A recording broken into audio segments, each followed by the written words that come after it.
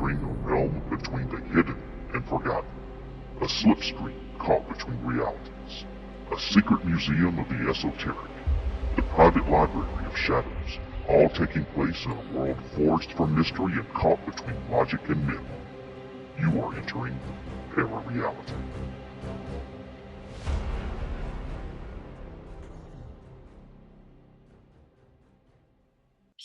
Good evening, seekers of the strange and the unexplained.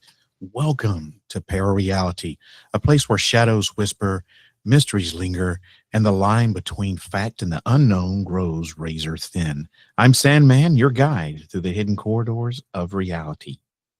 Here, every question awakens a mystery, and every mystery pulls us deeper into the truth concealed in the shadows. Tonight, we step once again into the world where truth and mystery collide. Welcome, my friends, to the ParaReality podcast. Like I said, I'm your host, Sandman. You know, for decades, the UFO conversation has revolved around lights in the sky and crashed craft and government secrecy. But for a growing number of people, the phenomenon was never something they saw.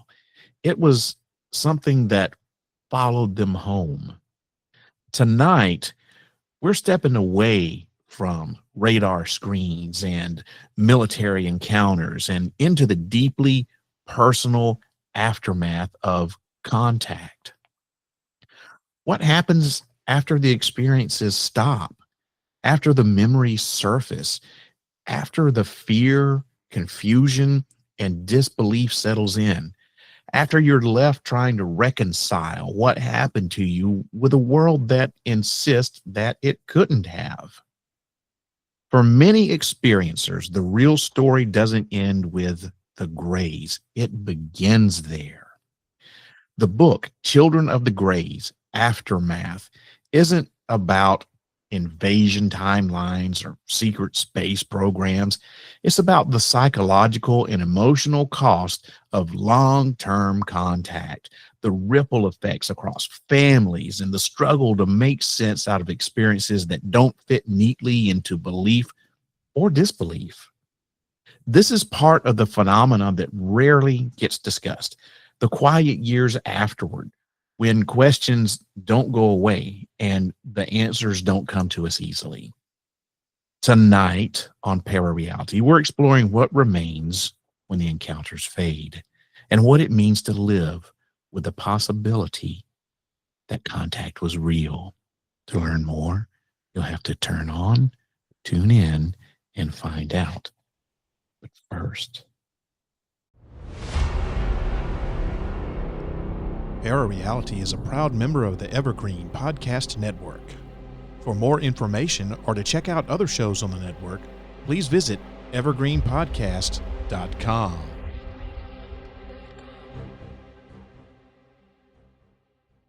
Broadcast from a secret bunker somewhere outside of Nashville, Tennessee. This is the award-winning podcast, ParaReality. Welcome back to the podcast, everybody. My guest tonight is Bret Oldham. He's author of Children of the Greys and its follow-up, Children of the Greys Aftermath. Bret's work is unique in the UFO field because he writes not as a researcher analyzing other people's experiences, but he writes as someone living with the long-term consequences of his own. Rather than framing the phenomenon purely as benevolent or purely hostile, Bret presents a far more complicated picture, one that explores consciousness, memory, intergenerational contact, and the personal cost of encounters that don't come with clear explanations.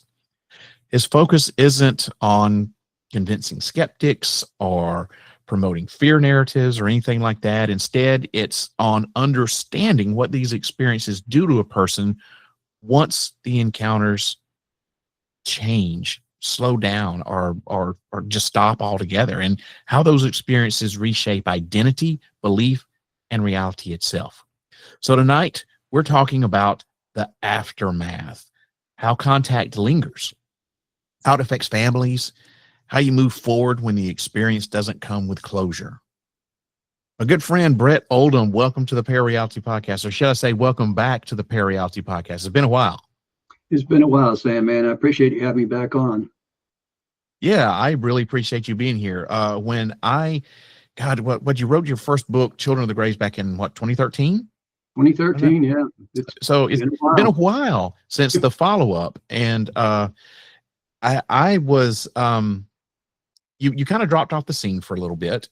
And I was very surprised when all of a sudden it seemed like this book just came out of nowhere, because publicly, like I said, you had dropped off the scene for a couple of years, and now you're back and you've got this follow up, and I got to say it is something that I don't think that is focused on a lot. I mean, you've got like Whitley Strieber who did his book, but I don't think anyone really approaches the topic of abduction like you do, because your first book, you talked about the abduction and what happened to you, and now we're talking about, hey, this is after it's all over with, and you never see anyone write about that. So I'm glad that you were able to send me a copy of this, because it's an interesting read. Very interesting read. Yeah, I thought it was important to so much had happened in the last 13 years that I'd spread my message all around the world. Actually, I've been very lucky to garner a lot of attention. Yeah. And I wanted people to understand, what the ramifications of going public with a story like this, because the fear in the public. Now we have the UAP thing everybody wants to talk about, and it's reached Congress and all that, and that's all fine, but that level people can sort of accept. But when it comes to the level of what's happened to me and literally hundreds of thousands of other people, because this abduction phenomenon is huge, it kind of elicits a whole another level of fear, because people are like, well, maybe there's somebody out there, and maybe they're flying around in their ships in our atmosphere, but wow, they're actually taking people, and of course the government doesn't want people to know that, because they're helpless in stopping it. They're also or complicit. Complicit, exactly. So that puts a whole new level of understanding, and people like me kind of become a threat, especially with the attention that I have gotten, and so I wanted to write about that. I want them to continue to help others that in my position, because that was one of the main reasons I ever wrote the first book. Because I'm not one of these people that, so many of the prominent cases, they have one incident. I won't name them. I don't have to. They're just repeated over and over and over for years and years. Tired. Yeah. Exactly. So, and I didn't remember anything for 21 years. It all came accumulation of subconscious memories. I ended up in therapy. So a lot of these people that have these experiences, they don't remember anything. But I wanted to be a voice for them, because once I had my breakthrough and realized what had been happening to me, and explaining why I had these strange marks on my body, and why I had the chronic nosebleeds and felt certain ways about things, and always seemed a little bit different than other people. And I had the psychological damage from it, and it's still a lot to deal with. And I found out, like, after the first book came out, that it's a lot of people out there has psychological damage and trauma from it. There's post-abduction syndrome. There's a nurse that actually coined that term. And so I was like, I can help these people, because I've learned over these years through all my experiences. And of course, I don't remember every experience, but I remember a lot. I can help these people learn and accept what's happening to them, and the ones that are actually having an experience. And I always tell people, like, if they contact me and they think, I think something may have happened to me, I would say, leave it alone. if it's not affecting your everyday life, because once you open that door, you can't go back. Yeah, there's no closing it. Yeah, I There's can no imagine. closing, Yeah, because the memories will just start flooding out, and it's a lot to accept. You go through all these stages of PTSD, and the anger and the grief and the why me, and because a lot of people out there think that, oh, you're chosen or you're special or something. And the only thing that makes me special is I must have some kind of DNA that they particularly like. maybe so. And that's the only, I mean, everybody always asks me, why you, and I don't want it to be why me. No, really, some people claim that they do, but if they really knew what happened on these experiences, you truly, because it's not just the physical thing and the anal probe jokes, which is so mundane at this point, but let me write that out of the script here. Hang on. Okay. Yeah. But there's a lot more invasive physical things that happen. There's a sexual aspect to this that no one talks about. And I'm very honest, even though some of it's embarrassing. And actually, there's some others in the book, in the new book, that I met during, it was people that had contacted me during these years, that I was speaking. And their stories, the ones I picked out, actually, I think you actually know one of them. Most of them remained anonymous, but there's a gentleman named Sandy Nichols that you're probably familiar with. People don't know, but we used to live in the same city, so you and I. Yeah. But anyway, the rest of them, because of the connotation of, oh, they don't want to deal with it. They had their professions. They're like, oh, I can't come out and say this happened to me. But when they told me their stories, because they were reaching out for help, understanding, and that's what I try to do for people. So the congruencies between, it just defies the odds. And I was like, I have to put these people's experience, and I got permission from them and interviewed them and let them know, proofread, this is what I'm going to put in here. And they were all okay with it, because it gives them a voice also, like, oh, I can finally tell somebody. It does, yeah. Yep. And the thing that happened is, it was like, okay, we talk about stuff that happened that is never talked about before, because it's also they feel like it's taboo or whatever, especially with the sexual aspect of things. But it's an integral part of it. Yeah. It is. I'm sure. Well, in Aftermath, you focus less on the encounters themselves and more on what follows after. So at what point did you realize the after was actually the most difficult part of the whole experience?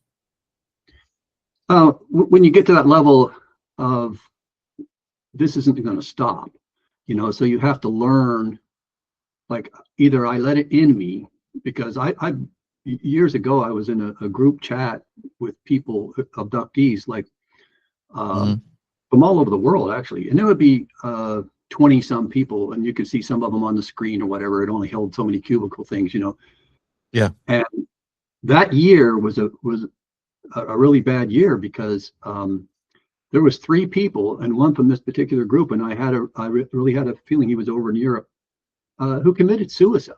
Like, they couldn't handle it.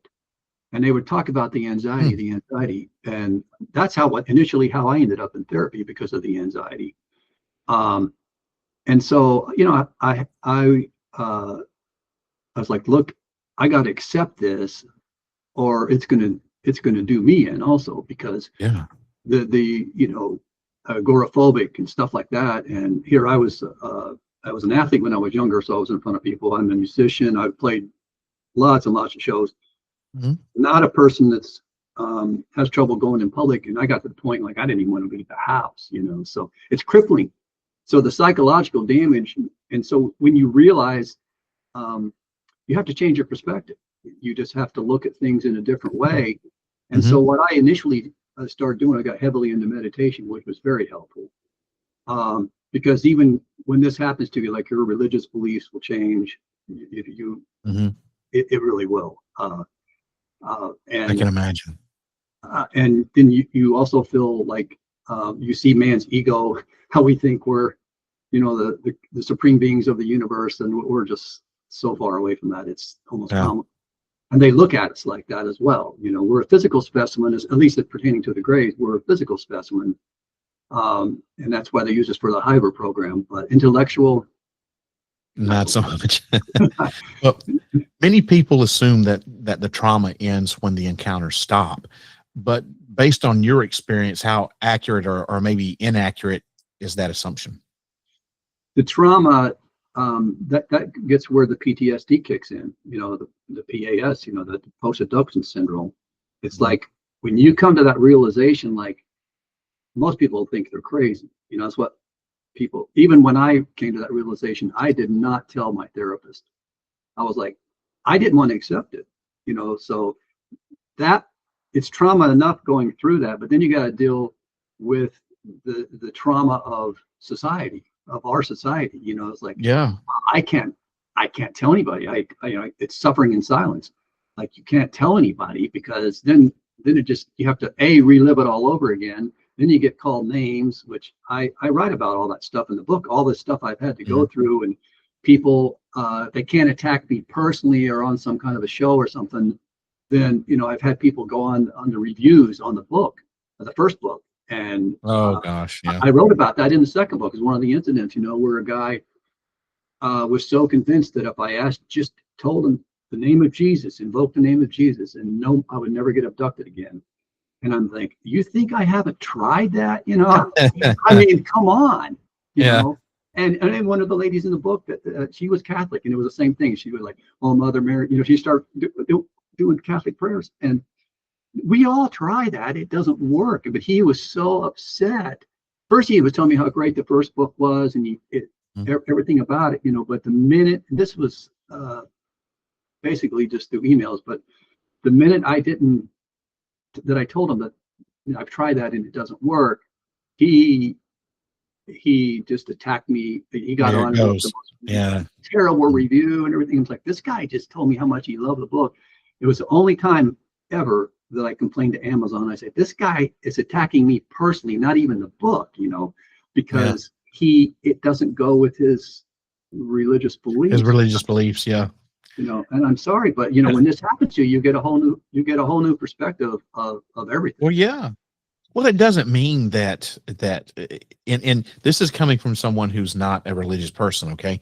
And I don't want to get religion involved in this whatsoever, but I want to say that just because this happens to you, it's going to change the way you see religion, but it doesn't mean that God doesn't exist. Oh, absolutely not. I actually asked a tall gray. And for those of you that maybe don't know, the small grays that's always depicted in the media, they're not the actual 3 foot grays. That's they're what I call biological robots, and they're programmed. They're the worker bees, so to speak. Okay. The real grays are the tall guys, and they're clearly in command. And you can communicate with the small grays, but most of the time they're programmed on what to say. We're not going to hurt you, and we're just going to do this. About real basic stuff. If you ask any questions, they work purely on logic. If you really want to, I learned this along the way, but if you really want to mess with them, do something completely illogical, and they literally will back away. They have no idea. They're not programmed like that. But anyway, back to my point of the religion. The tall gray was they took me when I first was the very first time when I was 5 years old. I was taken by the small grays, but once I was in a craft, they took me in an area, a seating area, sort of a half moon seating area, where all this things was built into the craft. And there was sitting this tall gray, and he was not dressed in like uniforms. And by the way, these guys don't run around nude like the fictions either. And he was like in this robe, and like as a 5-year-old, I could hear I could hear him telepathically. I didn't understand what was happening at that point, but he like sort of befriended me, and I never let go of that all these years. And so every time tall grays, you can ask questions. And there was a time where they were testing me, because they do a lot of psychological testing, but they had taken me to a screen that showed all this Earth's disaster stuff, and I mean hurricanes and floods and nuclear bombs and famine, just destruction. And I'm standing there watching, and he's standing to my left, and he's actually observing me, not watching the screen. And finally, I turned around to him and I said, "Why are you showing me this?" And he didn't understand why I asked him that question. I said, "I know that you're not going to let this happen." You know, he was trying to elicit fear, because they really are interested in our emotions, because they're creating these hybrids, you know, that have human emotions and they don't know how to deal with them. And anyway, he realized that I knew that they would intervene before Earth, because Earth is too valuable for them, before we as mankind, humankind, messed it destroy up. it. Yeah. And so after that, they turned it off, and he just kind of turned around to walk, and wanted me to come with him, and I came with him, and I went up this little ramp, and I don't know why, just something came over me, because I think he was amused that I had said that to him, you know, like, I know you won't let this happen. So they knew they didn't have me that time, you know, like, I'm like, we're not going to get nothing off this guy, some reaction, like, we're seeing all this stuff. And I think he actually appreciated that. And I says, "May I ask you a question?" And he said, "You may." And I said, "Who is your God?" And he says, "We are all one with the one who is all." And man, that stuck in my mind, you know, like the universal truth, you know, and I have never forgot that. And I've told a lot of people that, and I'm like, it was so profound in its simplicity. I was like, and this is from when you were 5 years old? No, this is an adult. But I first met the tall grays when I was gotcha. 5, Okay. you know? So I had some, anytime that they're around, it's usually like you can communicate with them, you know, like they will to a certain degree answer, you know. They've never been a part of anything except when the fetus was taken, that they forced me to watch the fetus being taken, which is one of the most traumatic things. Traumatic, yeah. That you just don't get over that, you know. There's some stuff I can imagine you couldn't, yeah. Well, you write about how contact reshapes a person's sense of identity, and you kind of touched on this a little bit, but how did the experience change the way that you see yourself, like as a human being, a consciousness, or maybe something in between? It's sort of something in between. Like, you know, there's a balance, because you realize, like, your humanity, your physical self is being used for another life form, to create another life form. And, you know, like at first it feels like rape, you know, like you feel, you kind of lose your identity, you know, like as a rape victim would here, because of the sexual part of things. But what it is rape in a it is rape in all sense of the word. Yeah, it is really, you know, they that's a strong word to use, but I mean, but it is what it is. Yeah, they put you with other humans to do stuff like that. They'll put you with a hybrid. Early on, it was just these machines that would extract sperm. So that's a big part of what they do. And I used to hate them, but as I grew, and I used it to evolve, you know, like as a person, both realizing like consciousness, because in our belief system, like there's no more myopic view anymore. You know, it's like you got to see the big picture, or you're just not going to see it, you know. And so that's what I think, that's what develops. And then you just realize, like, you know, it goes way beyond just the physical part of things, because look, they're not just, they're also interested in our minds and our consciousness. And then from that, what I learned, I started getting into the dimensional aspects of it. And I come out in 2013, and I wrote about the paranormal connection and the psychic connection and the dimensional part of it.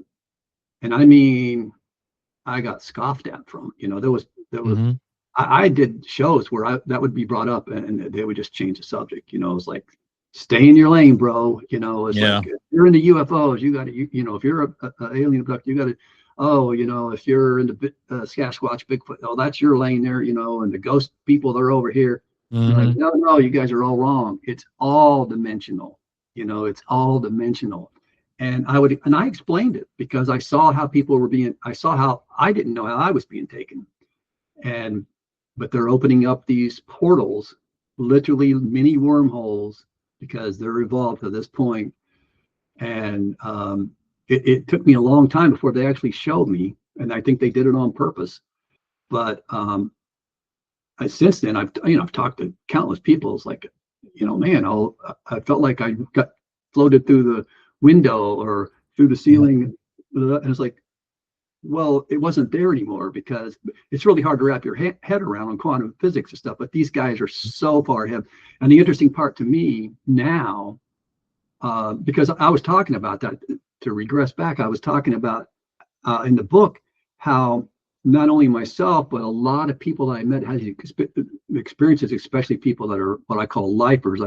I think Connie Willis from Coast to Coast had told me, he said, I think you coined that term back in 2013, and that was for people like a prison connotation isn't lost, like you're a lifer. Like if they take you more than once, you're probably going to be taken for the rest of your life. And that's another thing that's hard to deal with, because you have the genetic makeup that they like, and they're just going to keep coming for it, Yeah.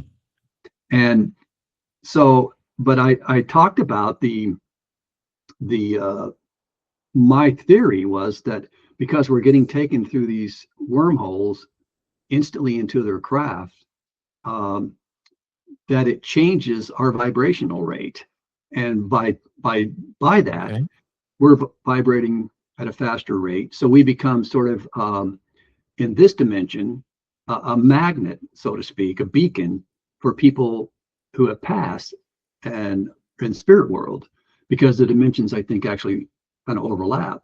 And I actually met a physicist, quantum physicist, and talked to him about this, and he thought I was right about it, and he was telling me like it really made a lot of sense. And I was explaining to him, it kind of does if you think about it. Yeah. Because it happens over and over, and also I think it opens up the same abilities that every one of us have, is we're not using our own innate psychic abilities, but somehow by being taken through these portals, it does open something up in us. And that's why I got into ghost investigations and stuff, because I was like, I've got these abilities. I kind of denied it for a while, and I can communicate with the other side. I can not only help abductees, I can help people with closure, being this intermediary between the two, Okay. And that's led me into that aspect of it, because I wanted to get a positive from these experiences.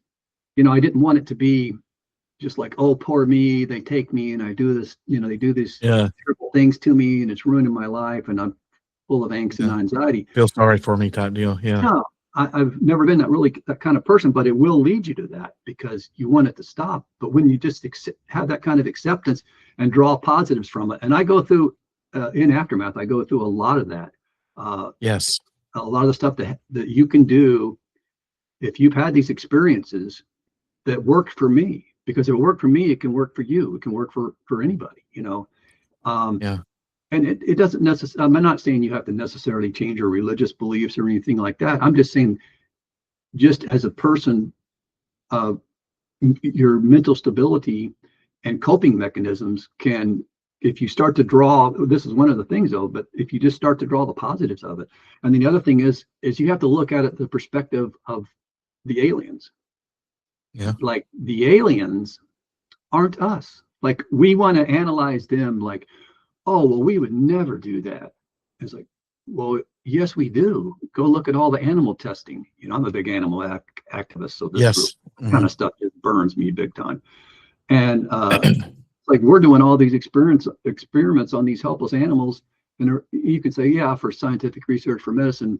Well, no, some of it's for makeup. It's just like we're doing all this, and how much now we're so advanced scientifically, we don't need to be doing those kind of experiments on animals, but we still do. I agree. And that kind of abuse and stuff. So look at us, but see, they're not wired like us. And when I realized that, came to that realization, it really helped a lot, because I'm like, you know, maybe they're not like these evil things creatures, you know, insidious creatures that I thought they were, like I described mostly in the first book, you know, but maybe, you know, I do sense like a sense of desperation. And so I think they're really trying to save their race. You know, I think that's where the whole hybrid program, as far as the Greys go, I do think they are working in conjunction with the reptilians. I think there's several races of aliens visiting the planet. I think there's some kind of hierarchy involved with that. But given that, you know, I still think that it's something that you have to learn to forgive them, because they don't have human emotion. So but that can be hard for us as humans, though, because we're having these things where, number one, we're taken against our will. Number two, everything that happens to you on board their craft or wherever they take you is against your will. And a lot of it doesn't sound like it's much fun, you know? Oh, it's not. None of it is. So how can you not be angry at that, Bret? You know, and I mean, I don't know. I've never been abducted, at least as far as I know, I haven't, you know, but it seems to me like it would be hard to not be angry. So the fact that you, and I know you're not the only person who's had a shift in attitude like this, but the fact that you're able to get there is wonderful. But I know that it took a lot and a long time to come to that. It had to.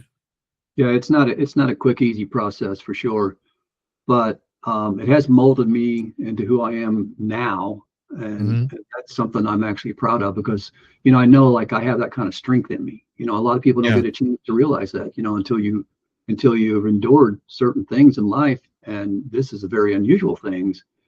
But like I said earlier, the bad part about it is you're dealing with people's perception of it, and you because of it, as well as the event itself.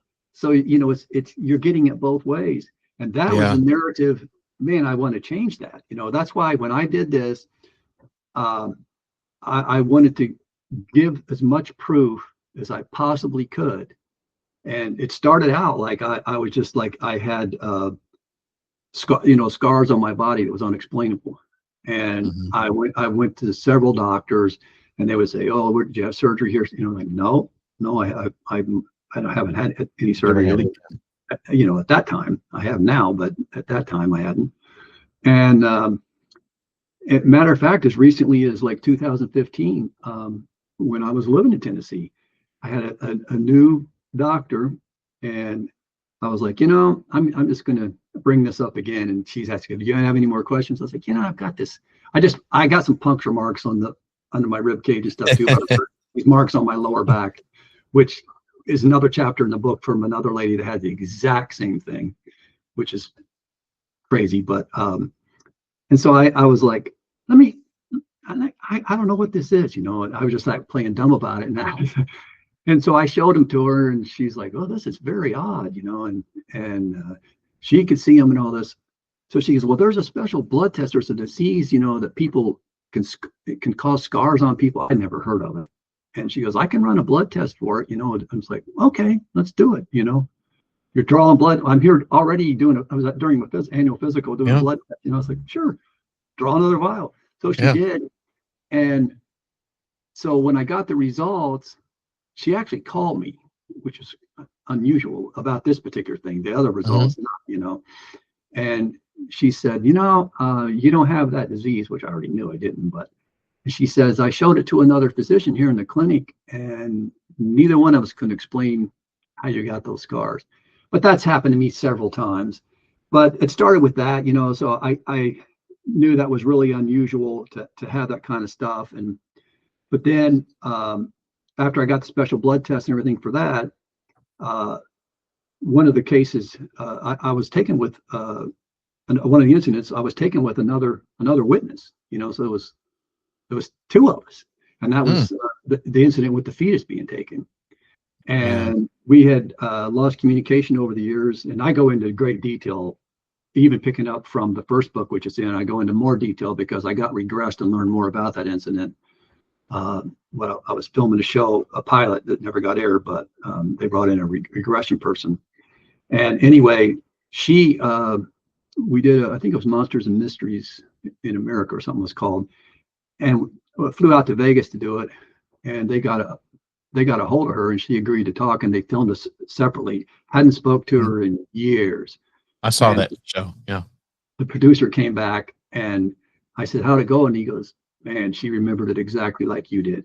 So here, there was two people. It had made that kind of indelible mark on her, like, and she did tell me, that she's like, yeah, I still like can't even hardly sleep at night, because she thankfully never had any more incidents, and I had blamed myself for that for a long time, but I was able through regression to get past that. But so there's, that's a thing that when you have two people like that telling the same story, two different times and everything like that. And then I've since taken a polygraph. They brought in, I was filming, this was on film with a whole big film crew there, never got aired. Prometheus Productions did it. And they brought in a guy named Joseph Paolia. He was a former Presidential Detail Secret Service. So this guy has credentials. Okay. Yeah. And he did the polygraph on me. So not only was it a regular polygraph with the foremost expert they could find in Los Angeles, there was a film crew there. And there was 3 cameras in the room with me, and there was like 2 producers and 6 or 7 film crew, all these people around everywhere. Yeah. Of course they were being quiet, and I was knowing at that time, or at least I thought it was going to be aired, that countless people is going to see this thing, which it didn't matter to me, because I'm telling the truth, and I knew I was telling the truth. So, but I passed that. So it's like, well, that was that level. But then I took it to another level when in 2000, I think it was 17, I got contacted. Actually, this was the same time frame. During that week that I was filming this pilot, they brought in this Dr. Dario Nardi. He's a PhD professor out of UCLA, won all kinds of awards, neuroscientist, and he did a QEEG brain scan, and that was the same thing. Like, they were asking me questions about my incident, I would describe something that happened to me or whatever, and that works where they wire you up, and whatever triggers locations of your brain, like say if it was a lie, it would trigger in an area like where your creativity, this lobe of your brain is responsible for creativity. So it would line up, like you're lying.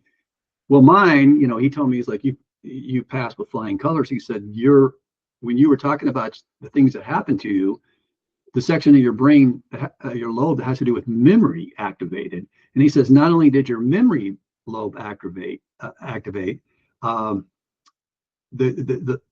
you had emotion attached to it, the part of your brain that deals with like emotion to the memory, so it was like double area.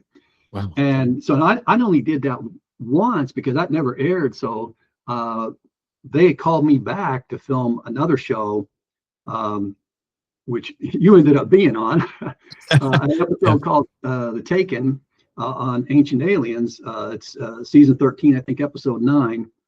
And they filmed me. They called me before I did that show. They wanted to film me again with the second brain scan.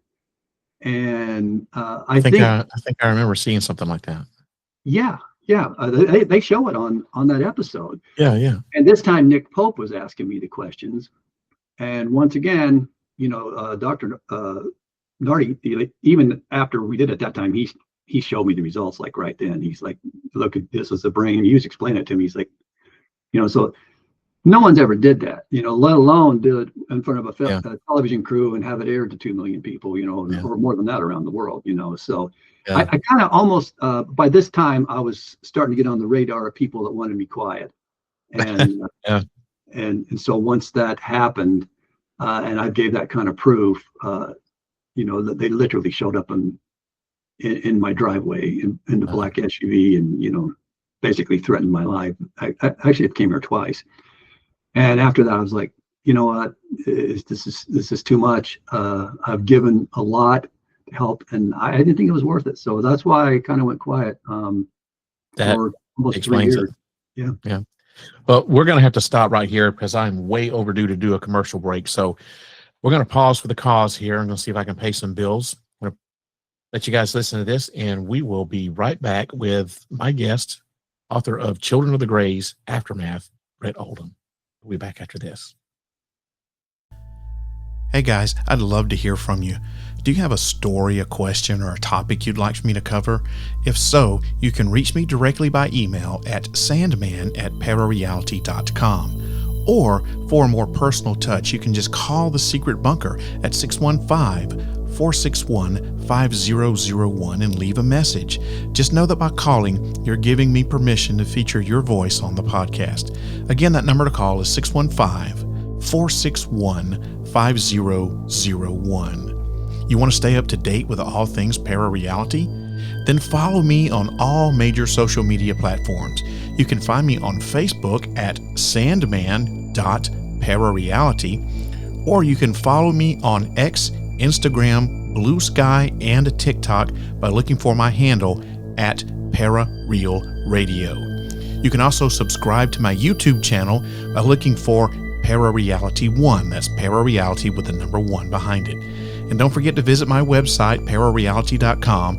That's where you'll find an archive of all of my past podcast episodes for free.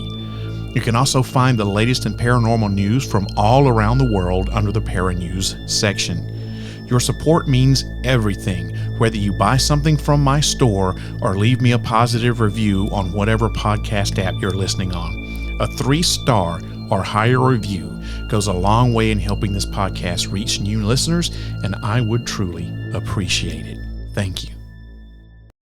All right, welcome back, everybody. I'm sitting here with my friend Bret Oldham, author of Children of the Greys, and his latest book, Children of the Greys Aftermath, which deals with what happens after all of these abductions take place. And we've been having a great conversation. And before the commercial break, you were talking about why you took a break from the public eye for a couple of years. And basically was this Men in Black that visited you? Would you describe it as that, or was it the government, or who was it? Who do you think? Neither. It was a sort of a Men in Black experience, but you know, I've been contacted before by these people, and when you say the government, people start thinking like, oh, it's somebody within the administration of the president. Yeah. You know, it's not. That's not even the people that run things. You know, it's truly not. None of those people know anything. So there's a faction of, I guess we can just say, for simplicity's sake, there's a faction of the government that's really running the show, and that's the people who it was. And I had been contacted once before after the first book came out, where I was in Boulder City, Nevada at the time. We're just outside of Las Vegas, and there's a bookstore there, and it has to do with alien stuff. And I can't remember the name of it, but at the present right now. But anyway, it's a small bookshop, sort of a gift shop type thing. It's all alien themed, and of course, I'm going to go in there. You know, of course. How can you not? Check it out. You know, and I go in there. I was with somebody, but and there was only one person in the store, and there's a cash wrap sort of in the back corner of the store. And there's like bookshelf and then some merchandise shelves and stuff. And like I said, it's not a real big place, but and then the person that was shopping, they left. And so it's just me and this other person that I was with, and this girl working at the cash register, and she was behind the counter there, kind of in the back corner of the store. And then these two guys walk in, and one of them is wearing a suit. Huh. Not the Men in Black looking, you know, with the dark sunglasses on, but he was dressed real nice. And then followed by him, a guy following him, and it was an older guy, in his 80s probably would be my guess. And he was dressed just real casual, jeans and shirt, a regular shirt, And the guy in the suit walks to the back of the store. He goes over he looks around like he's scouting the place out. To make sure nobody else is in there. He goes over to the girl working at the cash register, leans over to her. I can't hear what he's saying. She nods her head. She goes in. There's a door, a room right behind this cash wrap, like some office room or something. And she literally goes in there and abandons the cash register. And I'm thinking, what the hell? And it's like, and then this older guy, he's like standing literally like right a few feet from me, and he just strikes up a conversation with me. Weird. And it was very weird. Well, it turned out, and I go into more detail about this, but for time's sake, he knew who I was, and he told me, that he worked for this. They just admitted to me, like, he worked for this special program, and he told me all about how he had been chosen. And he said, I'm retired now, but they like me to do stuff like this because I'm very non-threatening. And he goes, now that fellow back there, that's a different story. And he's like, pointing to the guy in the suit, and he's standing back there like guarding the store. This guy is like standing like they guard the president, like alert, And then he starts telling me about these programs and stuff. And I said, and who were you working with? And they had this mannequin of a tall gray in the corner right by this bookshelf where we're at. He looks up and he points and he goes, that fellow right there. Oh, crap. Yeah. Wow. So anyway, we kind of go on a little bit, and I ask him some stuff, but at the end, like the guy in the suit, he comes out and he's like, so time to go. And he goes, okay. And he turns around and he tells me, he's like, keep up the good work. So I knew, like, at that point, by this point, of course, I knew who they were, I'm like, okay. Because I always felt like, I say this all the time, I'm slow drip acclimation, like here's a guy that's had these experiences firsthand, not just looking at some lights in the sky. Like, I've had firsthand interaction with these things for years and years. And I'm not afraid of them, on and on, I know how they work. And I'm like, okay, so they're letting me, because I had gotten so much media, like I'm thinking they like this, like I'm helping these guys out. So when disclosure really does ever come, then the public will be a little more acceptance of it. Yeah, I see that. Yeah.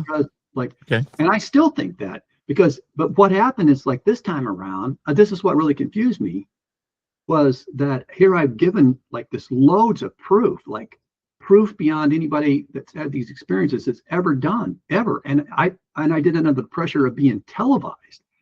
Because there's one thing to say, oh, I had a polygraph, where you're in some room with one guy and nobody can prove anything, it's like, but, there's people you can get a hold of right now. Erin Ryder, she's very well known in the UFO field. She's had 2 or 3 shows of her own, Destination Truth, and 2 or 3. She was the producer on that, she witnessed it. Okay. But and the other brain scan was televised, so there you go. And I thought, okay, but then not only did they show up and threaten me, all the stuff that I was doing, all the Hollywood stuff, and this is something else I get into in the book, because I want people to know, like, what goes on behind the scenes with all this stuff, because everybody's like, oh wow, you got on TV and blah blah blah. Seriously, it's not that great, Yeah, I'm sure you got uber rich off of it too. Oh, that's another big joke. You just wrote a book to get rich. Are you kidding me, man? Time and effort that you have to put into something like that, and then put yourself out there just to be a target for everybody. I did not do anything for money, because first of all, you're not gonna get anywhere. What people think. Nope. But I was able to reach a lot of people with the truth of what's happened to me, and that was the most important thing. And then I was also able to, and still do, help a lot of people. I mean, this book hadn't been out 3 weeks, and I was having people emailing me, and it's like, oh my God, nice. What you said in that book just helped me so much, and I've had all this problems for all the, How that's why I do it. That's why I do it. Well, Brett, how did writing Children of the Gray's Aftermath differ emotionally from writing the first book? Was this one harder to put pen to paper to, as they say? It was easier. It was a lot Yeah. easier because I was in a different headspace, and like, and I still have experiences in there, but I did it a lot faster because Okay. I just had a lot to go on, like, Yeah. and I tried to do it in a way. People said that about the first book. There's other contributors in the first book. This one's more me with stories Yeah. of a few other abductees, but there's a lot of it that is strictly me. And I wanted it to do Yep. real personal. And people said that, a lot of people told me that's what they like about my books, because you don't have to read it in sequential order. You can skip around if you want. If there's something that interests you, it all still makes sense and still fits together. And people might get it for different reasons, but people always like, oh, I just felt like I'm sitting across having a cup of coffee with you, the way you present the subject and stuff, and I like that. I'm glad they feel like that, because that's kind of the way I did it, but I knew there was more that I wanted to tell people. And even the implant thing, I get into that real heavy. And I wanted to present the other people. I wanted to tell other incidents that's happened to me since the beginning, but mostly I wanted to talk about the change that happened to me, like psychologically and personally and as a person, and then to relay that to other abductees and other people. And I want people to know, like, how difficult it truly is to go public with this. Unfortunately, there's too many people out there that say this happened to them and have no proof whatsoever. There's a couple who go out there right now getting a lot of attention that's, to me, totally fraud. I'm sorry.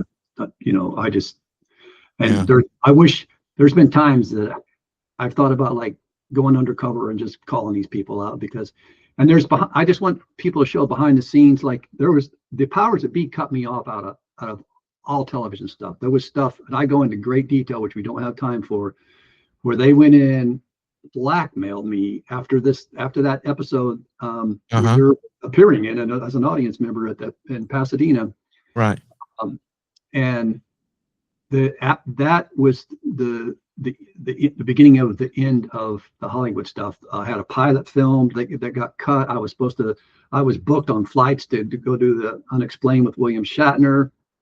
Mysteriously stopped everything. That I was getting ready to film the second episode of the pilot because two networks wanted it, and I had tickets to go to Arkansas to film the next episode. It all got, and nobody at Prometheus would tell me anything.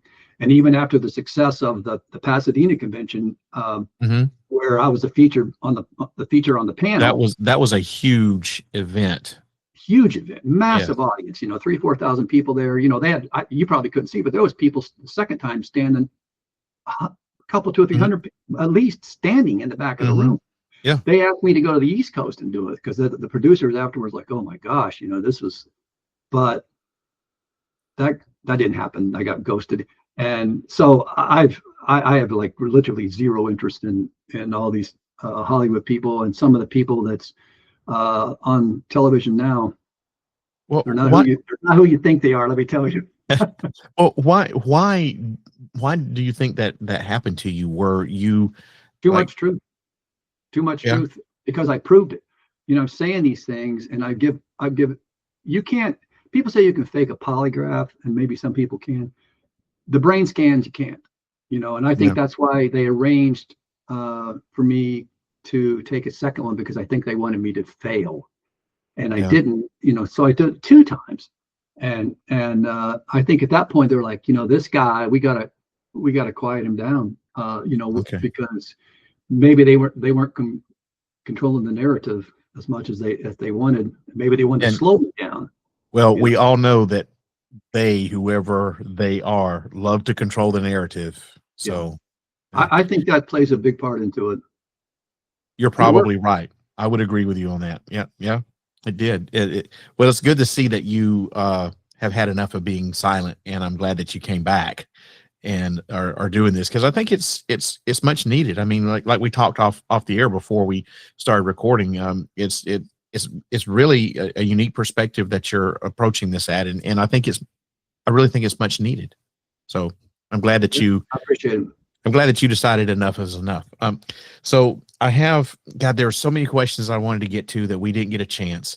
But I do want to ask you this one, and I'm going to ask you to kind of be quick with your answer, if you don't mind, because we're running out of time. But what part of the aftermath do you think researchers and the public still don't fully understand?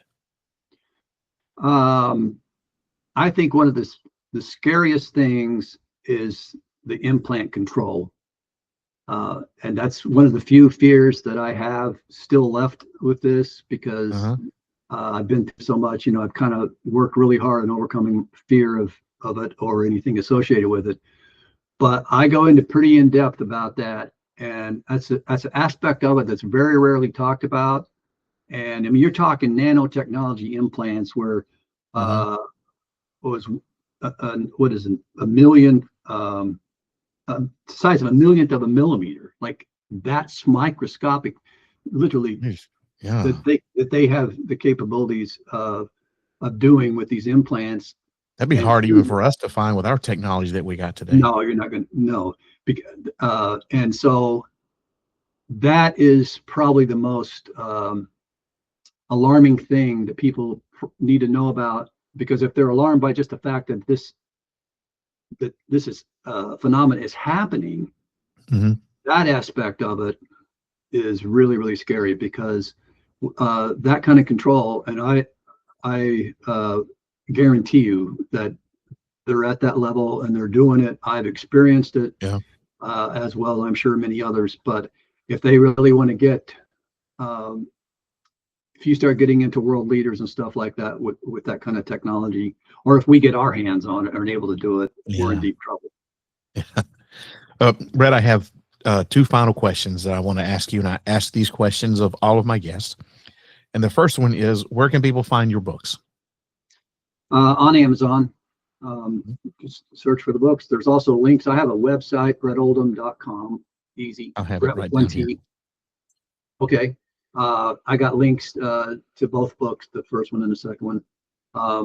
And that right now I've got audio version, Kindle version, and print version. Wow, all three. Nice. All three. Yep. All right. So if you want to find Bret's books, Children of the Greys and Children of the Greys Aftermath, you can do a search for them on Amazon, or you can go to BretOldham.com, and it's BretOldham.com. And he's right here below me.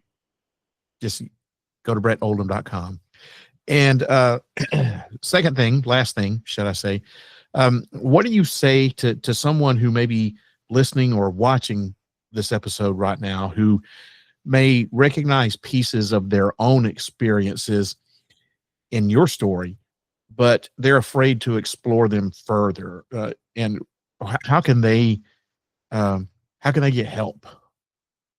Well, first of all, there's what I always say is, if it's not disrupting your life and you're still functioning fine and you don't have any kind of anxiety issues or anger issues or that kind of thing that could be stemming from these possible or fragmented memories, leave it be. I always say that first and foremost, because once you open that door, there's no going back, and you probably will open up more stuff, and it can be overwhelming.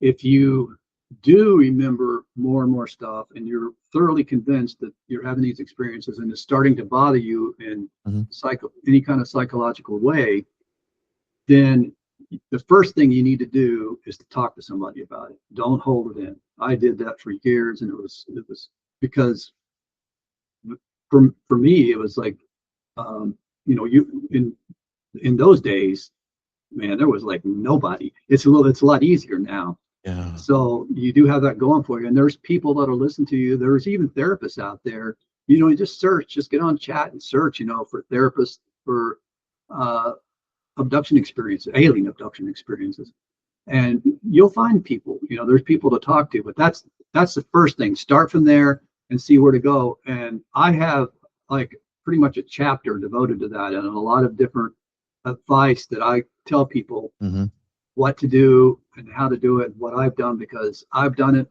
It worked for me. And just know that, don't be a victim. Don't be a victim. So, Exactly. There's lots of us out there. And if I can make it, you can make it. Well said, my friend. Well said. Thank you very much. Well, everybody, that about does it for tonight. My special guest has been Mr. Bret Oldham, author of Children of the Greys and his latest work, Children of the Greys Aftermath. Bret, thanks so much for agreeing to be a guest on ParaReality, and also for being so courageous to bring your experiences publicly.